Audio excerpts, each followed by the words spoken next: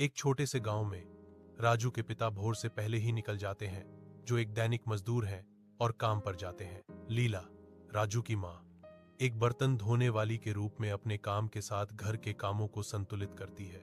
शिक्षा ही गरीबी से बचने का एकमात्र तरीका है, राजू, लीला कहती है। उसकी आवाज उम्मीद से भरी हुई है।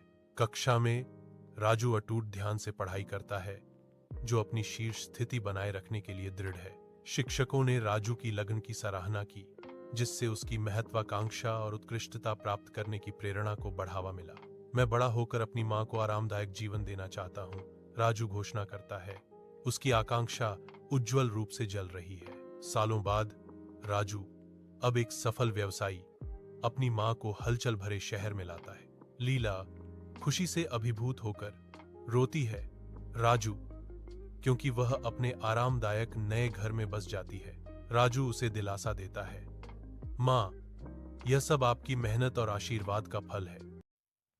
एक छोटे से गांव में राजू के पिता भोर से पहले ही निकल जाते हैं, जो एक दैनिक मजदूर हैं और काम पर जाते हैं। लीला, राजू की मां, एक बर्तन धोने वाली के रूप में अपने काम के साथ घर के कामों को संतुलित करती है। शिक्षा ही गरीबी से बचने का एकमात्र तरीका है, राजू, लीला कहती है। उसकी आवाज उम्मीद से भरी हुई है।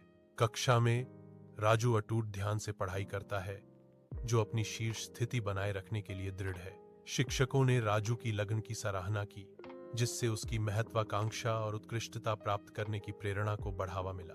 मैं बड़ा होकर अपनी मां को आरामदायक जीवन देना चाहता हूं, राजू घोषणा करता है। उसकी आकांक्षा उज्जवल रूप से जल रही है। सालों बाद राजू, अब एक सफल व्यवसायी, अपनी मां को हलचल भरे शहर में लाता है।